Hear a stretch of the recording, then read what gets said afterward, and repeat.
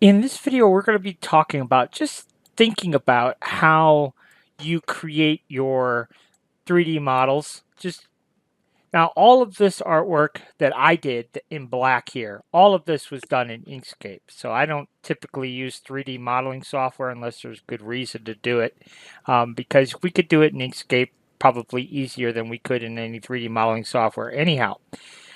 But what I wanted to experiment with, so somebody had posted a question about printing this pen display, and this is on MakerWorld. But one of the things when you go to the this page where this file is, they talk a lot about in the comments that the hole for the pens isn't deep enough or isn't the right diameter for the style of pens that they're displaying. I mean, there's all kinds of comments about that. And uh, and this is printed as one big giant block. Okay, and not that that's necessarily bad, but let me just show you what we're talking about here. So I've already sliced this. So let's go over to our preview tab here. And if we drag this down, you'll see what I was talking about, how it's one big giant block. So you see how we have all this infill. There's a bunch of it. And you see it's just one big giant block. All right. And you could also see it took 9 hours. And that was one of the concerns that they had. This is going to be a long print. Is there anything that they should be thinking about? Blah, blah, blah, blah, blah. And somebody had commented they had printed this. Yes, it took 9 hours and then realized that the pens wouldn't fit. So that was a real bummer. So what I wanted to see, just out of curiosity, was if we recreated it in a different way, would we save dramatically uh, on print time? So we're not going to have one big giant block, number one. And number two, we didn't want to use any supports either. So I came up with this version. So you can see here, it looks like that. Okay. So it's kind of hollow, um, but this is just the base here. You can see it's 4 hours and 28 minutes to print. And so then what I did is I designed some caps that could go on. So these little caps could go on each step. And the nice thing about the caps is that they're removable. So if you wanted to display different types of pens, or if you needed, the pen holder itself to be deeper in certain spots than others, you had that flexibility. But in this case, I just used all of the same insert. And you could see this took 4 hours and 43 minutes, and this took 4 hours and 28 minutes. So basically, so actually, by splitting it up like this, it takes a little bit more time than just the original solid one. And that surprised me. I thought we would save quite a bit. Now, the one other thing that I guess is a consideration on that first model, we used 575 grams, just I'm kind of rounding off. We used 575 grams of filament, and you can see it costs $14.34. Well, if we take this one, you could see that we used 285, it costs $7. And then this plate also, so you can see we used another $3.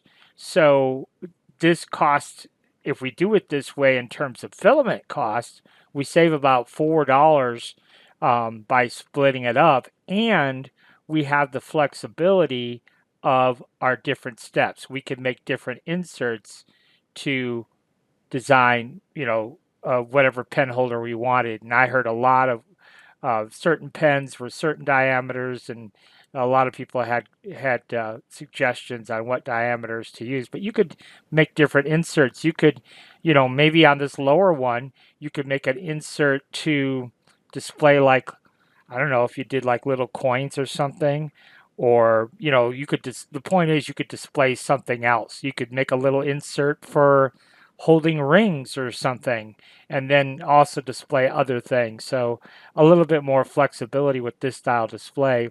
And then just for fun, now my display didn't have a bottom. nor does it need one. It's plenty sturdy.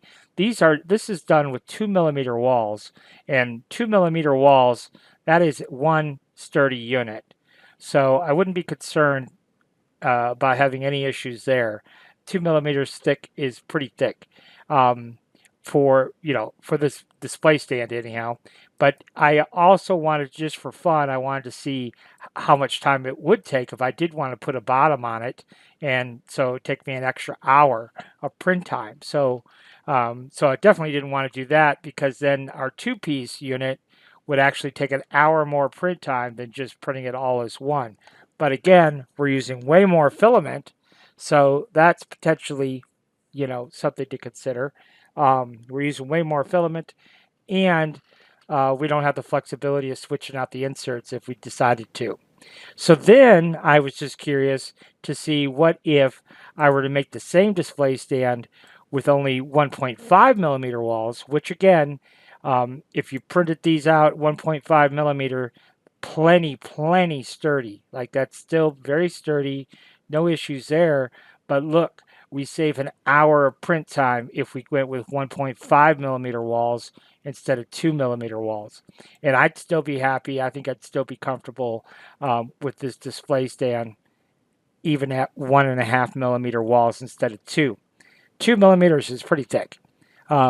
So yeah, so then you'd have 3.5 hours of print time on that.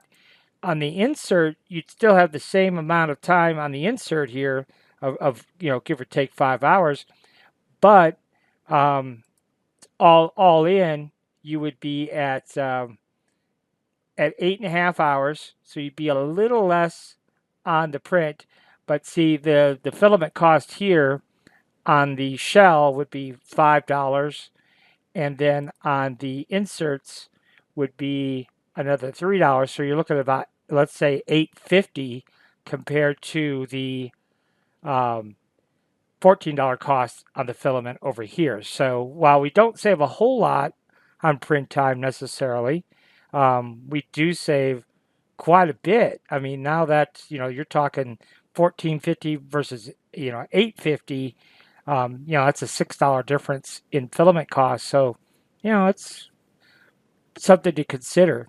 And also, of course, we do have the flexibility of swapping out inserts.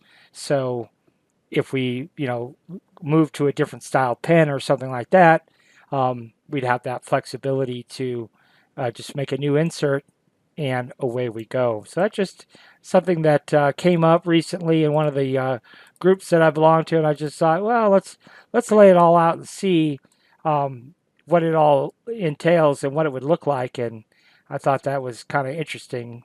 You might be interested in taking a look at that. So you might consider thinking about different ways you could achieve the same model, but offer more flexibility or save print time. Sometimes just changing a small value, like we did here with our wall thickness, saved us a whole hour of print time. So that's pretty significant. So that's it for this one, guys.